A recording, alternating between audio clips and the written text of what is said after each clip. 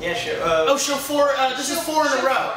Yeah, show 4. Yeah. How's it going so far, being back touring in the States? Oh, it's amazing. So incredible. Feels so good. So incredible. That's awesome. So right now we're playing Sing on our station. Great. And the fans love it. People call and request it and text for it all the time. And I think part of it is because of the message of the song. So when you perform the song, who do you hope hears the message of it?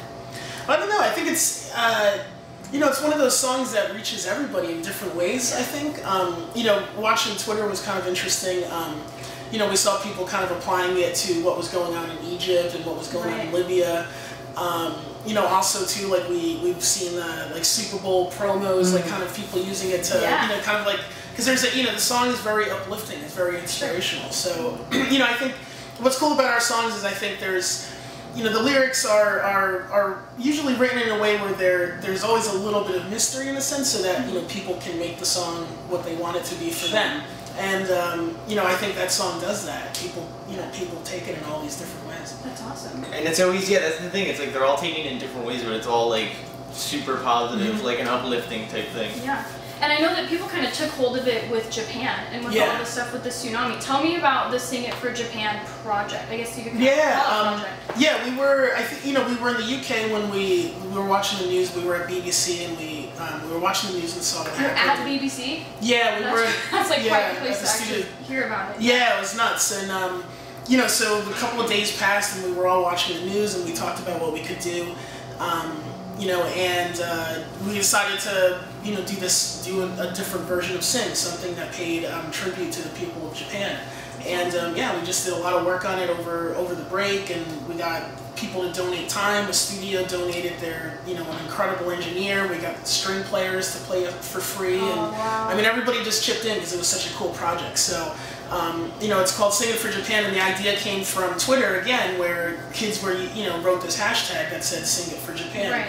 And people were writing all these great messages and just like, you know, sending messages of hope for people. So that was just really inspirational. And yeah, so hopefully I think we're going to try to get the track out this week. I'm hoping, you know, so we're actually trying to figure it out now, but I think we're going to try to get it out this week. We're also working on a video for it. So it's really great. It feels like this great community project. Like actually today, like some girl collected a bag of money from kids. Like it's just a bunch of dollar bills from, like, I guess kids in line, and I mean everybody's just taking part in it. It's amazing. It's amazing to see. What's that feel like when you realize that something that you have taken part in and written really has changed a group of people, and they use it and they apply it for something so huge, and you know that it's making a difference? Like, what does that feel something like? It's something you only dream of, you know. And then when it all works out like that, it's just really moving, and you know, it really makes you think about everything in the world, and it's just, we love it. We love it. Yeah, it's crazy. Like the lyrics that Gerard, I think, wrote on this record are very much about the times that we live in, you know. And I don't know, it's interesting to see that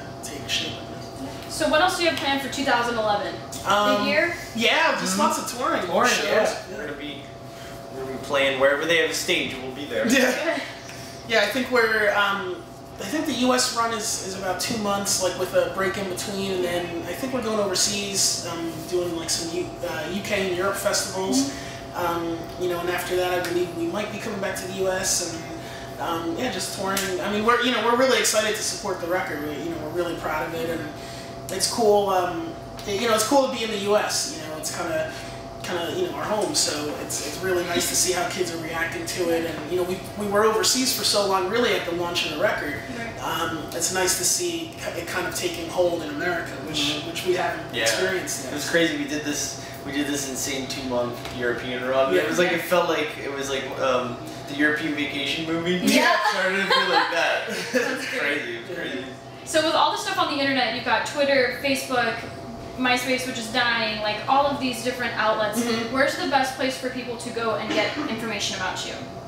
Good question. News, touring information. Well, probably our website. I mean, but kids, you know, there's what is it? Is it Tumblr? MCArmy.com. MCArmy.com is another one, and then there's like, I think it's Tumblr. I don't know. There's like kids. I don't know. It's great. Like kids post all these pictures. Tumblr. They have to do it for you. Yes, and like like half the time kids know where we're going before we do. And yeah, I find out stuff from them sometimes. Yeah. I'm like, that's what we're doing. Cool. That's awesome. Yeah, our fans are amazing. We have like this huge. It's cool, like, and especially too with this record and.